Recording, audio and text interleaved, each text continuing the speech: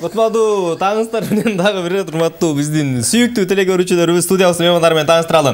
Рыспай Абдыкадыров атындагы, Жумабедин Шералиев атындагы төш белгилердин ээси. Туаса талант, туаса музыкант Кубанычбек Эсеналиев жана ошондой эле маданияттын мыкты кызматкери, жалпыбызга сонун бир ырларды тартуулап келген Бактыгүл Бокоева бүгүн бизде конокто. Саламатсызбы? Кутман таңыздар менен. Саламатсыңар.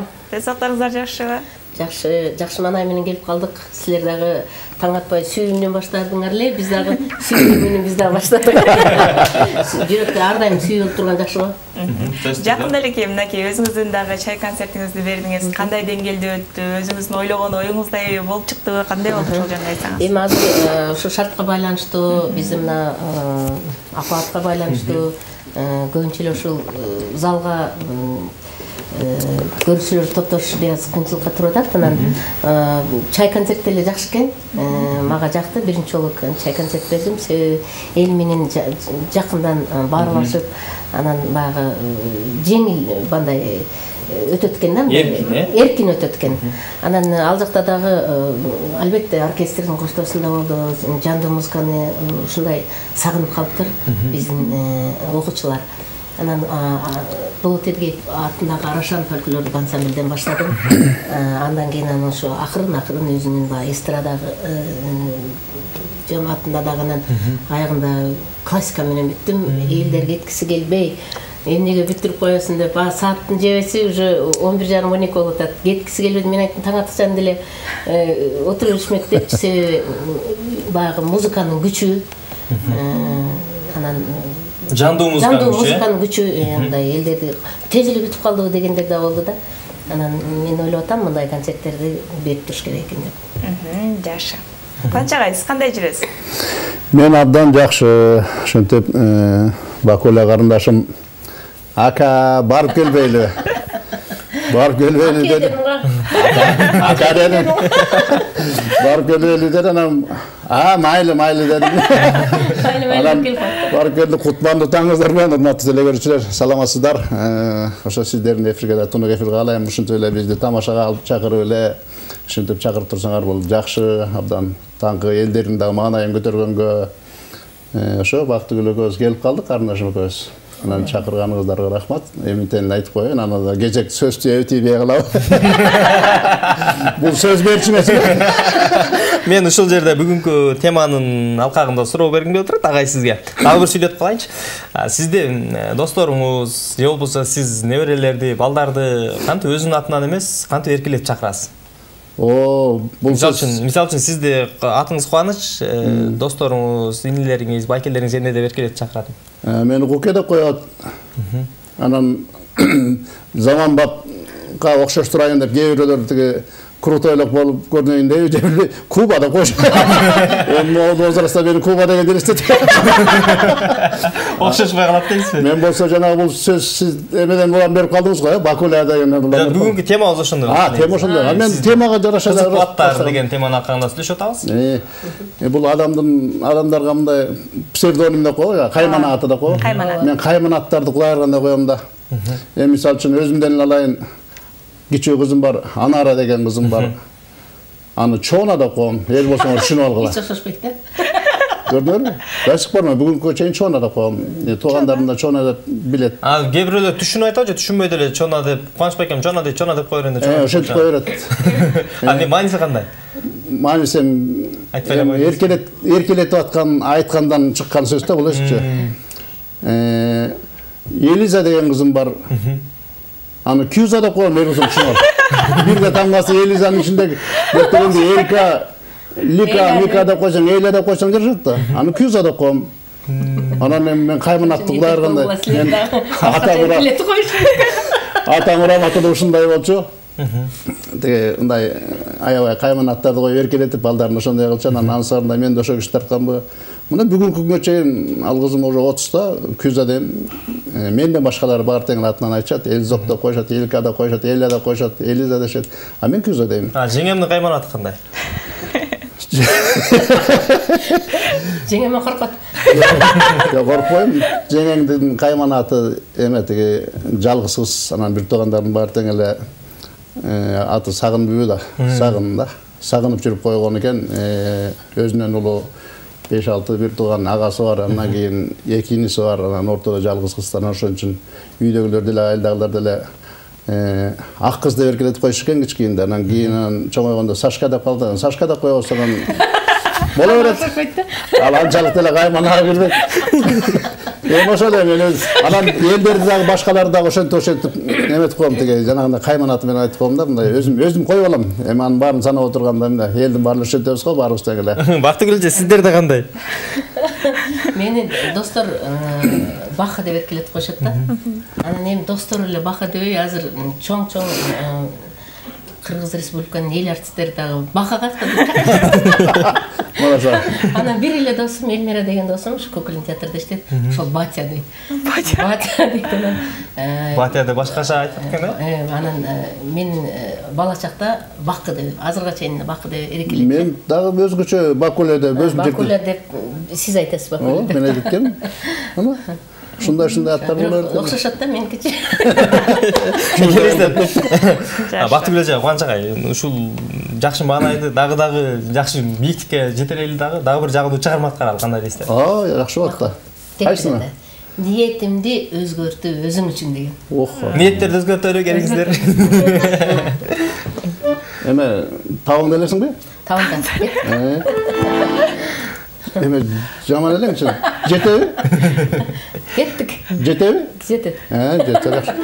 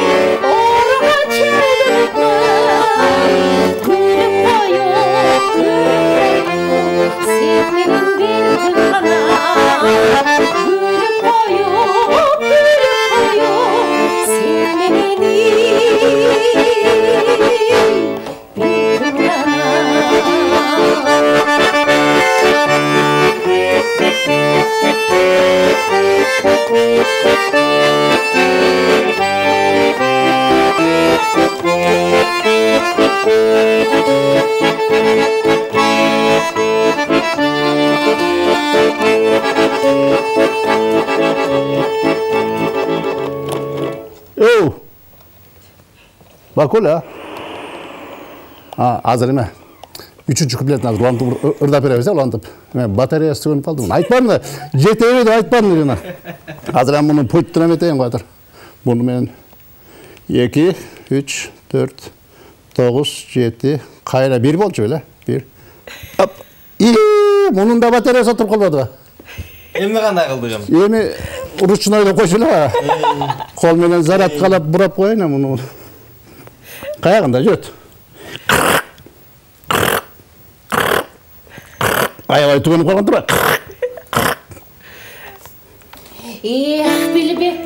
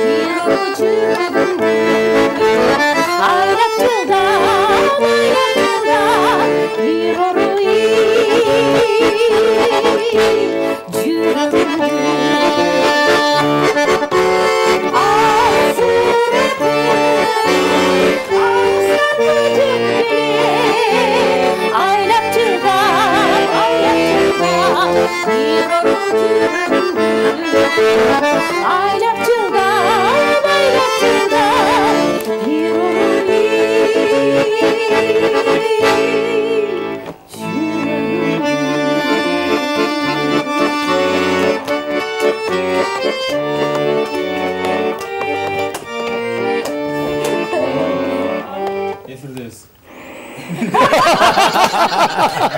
Oy be. Efirdeyiz. Ушундай сон бир өзгөчөлүк бар да сиздерде. Ошончо сиздерди чакырып алдым. Ырдап ушунда отурсак да баягы көптөн бери. Таңырды бизди көрүп жаткан көрүүчүлөргө сөзсүз түрдө бир жагымдуу маанай тартуулап жатабыз деген ишенимдебиз. Мыкты аткаруу, өзгөчө үн деп айтсак дагы жаңылышпайбыз.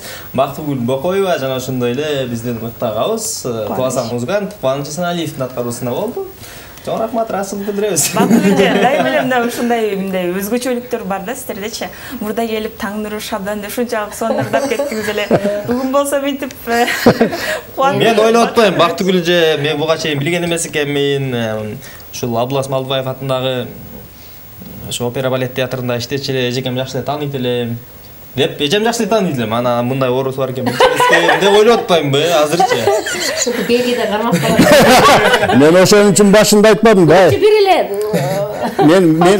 Men деле күлүчү. Мен эле бурайым да, башка эч ким бурай албайт муну. Билбейт каякта кетчү. Ошон үчүн башында айтпадым. Жетесиңби?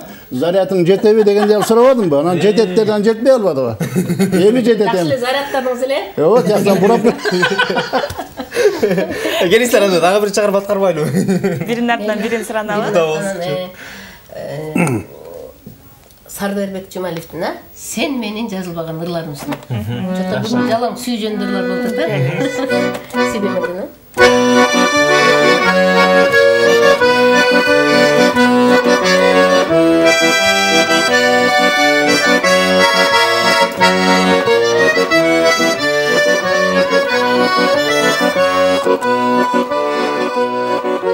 Sen menin жазылбаган ырларымсың, sen menin айтылбаган сырларымсың. Тойлатып жүрөгүмдү алаланткан, sen menin жаштык жалын жылдарымсың.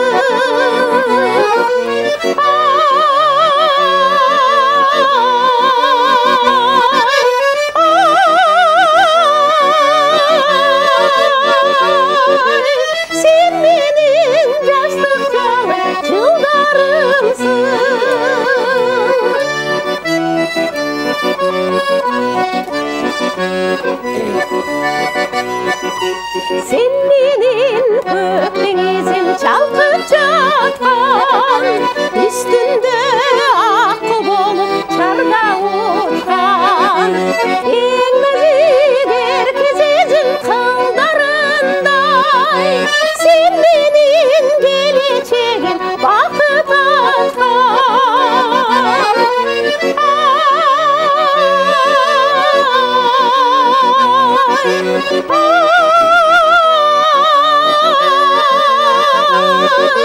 Sen benim geleceğim bakıp açkan.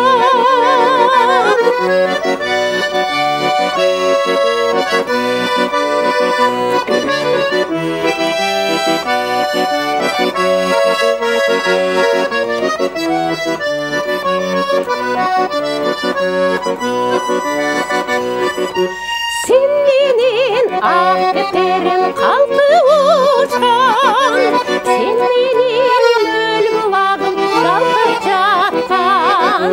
Razım min mertebe tağdırıma, dünyada izlep жүріп seni tапқан.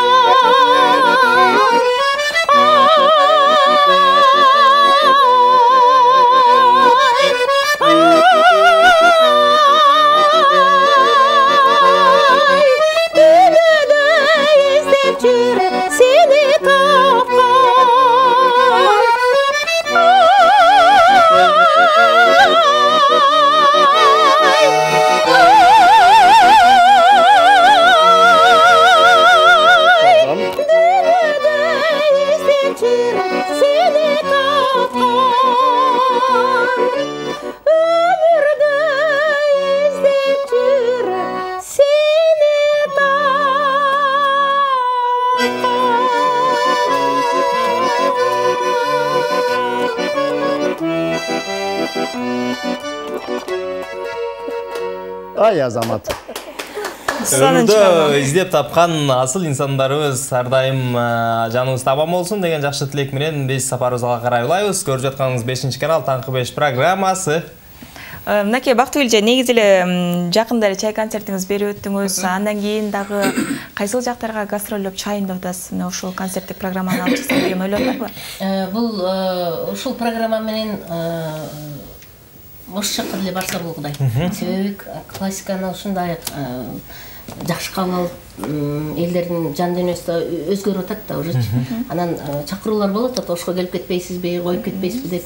Ошко барып койсоң болот. Алайга деги эле Кыргызстандын бардык жерине барып ушундай жандуу концерттерди коюп келет. Эл жандуу музыканы ушунчалык эңсеп сагынып суусап турган чак, Мен суусап турган чак экен. Менин коллегаларым келип коштошту, коштоп ырдап беришти. Алар дагы ошол биздин балдар трио деп, трети деп, Тилек байкелер, Тилек, Токтогул деген. Анан өзүмдүн ошо Орозбек деген балдар менен дуэт ырдайбыз. Анан менин досторум Салима, Нуриса, Бет Чырмаш, Алтынай жекем келип коштоп, Кейбіреулеріне бірден номерда жетпей қалған болған. Анан таармаңыздар, ушу дуэт менен ырдап берели деп, аябай мен дагы эми концертти кандай кылсам деп, мындай чыгармачылыкты иштеш керек да адам, изденүү. Бир эле орунда турбай, эфирлерди деле кандай кылсам жагымдуу болот, дагы кандай кылып өзгөртсөм болот деген изденүү менен жүрүш керек да. Анан көптөн эле чыгармачыл адам болгондон кээде остановкада турганда деле ырдап жүргөн учурлар болуп кетет, сүйлөнүп кеткен учурлар болуп кетет. Анча-мынча түшүнбөгөн адамдар ойлошу мүмкүн. Бир аз оорук окшойт деп. Өзү негизи чыгармачыл адамдар өзү ошондой болобуз го. Ошо.